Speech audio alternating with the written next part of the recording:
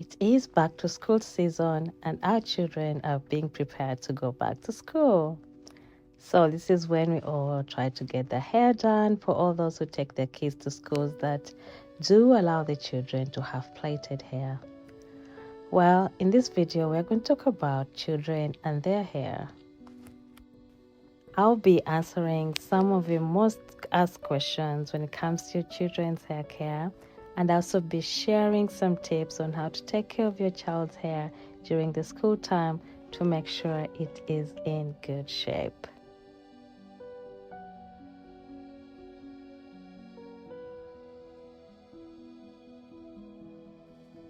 I will say that when it comes to children's hair care, we don't need to do too much. A little goes a long way. I always love to have a simple but effective hair care regimen that can help us focus on other things that are so important. I know our hair is an important factor of who we are, but I'm sure there are much more important things to do, especially during the school time. They need to be doing homework, they're tired, and when it comes to the weekend, instead of spending a whole day in the salon, they'd rather go out and play and just relax and have some good time. So I'll be sharing a few tips on how to have a very simple but effective hair regimen for our children once they're at home, and those who are at school who have plaited hair, we can get into that too. But first things first, one of your most asked questions is, why is my child's hair looking brown? Or why does it have a brown tint to it? Well, we must be aware that our children are still growing, and hence some of that brown hue is that their hair is still developing. The other reason sometimes why their hair can look brownish is because they're playing in the sun, and that is a good thing. They need to get their vitamin D in. So once they play in the sun's UVB and UVA rays does discolor our hair to an extent, even as adults. So sometimes it could be that the sun still is contributing to their hair having that brown hue. The other aspect is that sometimes it's lighting conditions, or the way the light hits our hair can also give us that illusion that our hair is looking a little brown. And it could just be, part of the lighting and how our eyes reflect light and how they pick up colors. So it's quite a number of factors. And it's not something to worry about. As long as you have a good regimen for your child's hair, you're taking good care of it, you're giving your child's hair some deep conditioning treatments, you're moisturizing it, you're really doing the best for it. I think that's something that over time they outgrow it. Over time their hair gets to darken because remember, they're still growing. All right. And also other factors that I've mentioned that you can't really control could contribute to that. But as long as the hair is healthy, actually that brown hue can actually look good when your child's hair is healthy. The other question is, my child's hair is very, very dry. It's hard to manage, it's hard to comb, it's hard to take care of. Well, I just want to advise you that if you get on a simple moisturizing routine throughout the week, and it could be as simple as just getting a very good hair moisturizer that you can spray onto their hair and their scalp, especially when they're braided, or even when they're not braided, you can actually just moisturize the hair. Moisture is everything when it comes to our African textured hair. Remember, our hair is naturally dry hair. So if you're not moisturizing your hair or your child's hair, I'm talking about natural hair here. If you're not moisturizing your hair or your child's hair on a regular basis, then it's gonna be dry and it's gonna be hard to manage. Regular basis does not mean every day, but at least twice a week, you should be able to spray something with moisture onto your child's hair to make sure it's manageable. If they're plaited, then you can simply just spray onto their scalp and that also helps to keep dandruff at bay. It keeps the scalp clean, and I would definitely recommend the hair booster.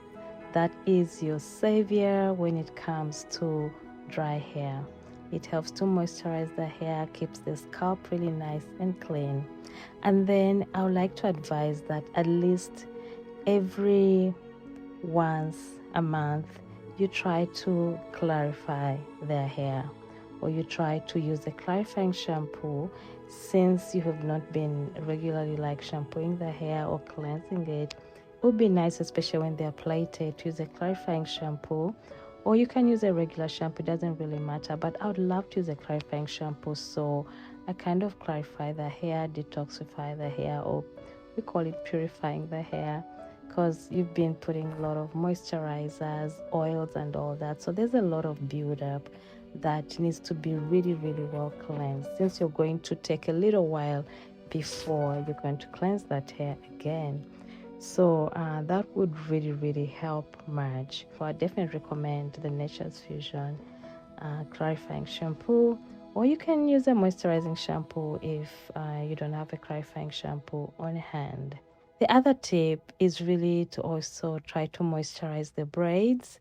It would be nice if you have a good moisture spray, not just an oil. An oil is good to give shine to your braids or to their braids, but it's good to have a good moisturizing hairspray. And I would definitely recommend the fiber extension spray that we have over here at Afrozimo. It really helps keep the fiber in good shape. It keeps it well moisturized, and that way you're also moisturizing the hair in the braid. Also, it would be nice if you could remember to oil their scalp at least once a week. And I'll definitely recommend the Ayurvedic herbal oil. It's a great scalp oil for the children, and it also helps to just keep their hair strands healthy and their scalp really getting all those nutrients from these nice herbs. And that's the simplest regimen. It's simple but effective. By the time you take out this hair, that hair is going to be doing good, looking good, and you'll be happy that you maintained it simply but effectively. We are done with Miss Kyla's hair. She's very comfortable. I really advise that when you're choosing a place to take your child to do their hair, it's a place they can be comfortable. They're not pulling on their scalp, they're not crying. They need to be comfortable in the stylist chair, all right, or in the stylist chair.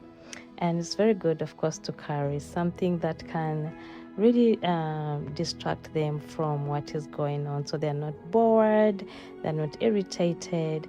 That way they sit and give the stylist a chance to do their hair, and also it gives them a time to just enjoy the things they love to enjoy on their iPads, on the phones, or wherever.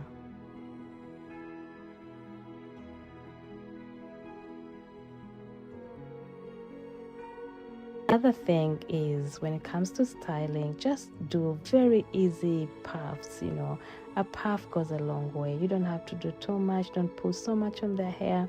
You can do a puff, maybe take them to the salon, do a puff that will last for about a week, okay, before they can take out that style. So you don't do too much. All right, so that's it. Miss Skylar is done. She is so ready for school. I just love that she looks so happy, that there's no discomfort, and that's the way your child should come out of the salon, happy and pain-free. Well, that's it for today's video. I wish all the children a happy school term, and I hope with these few tips that your child will have good hair days as well as wonderful school days. Until next time, bye-bye.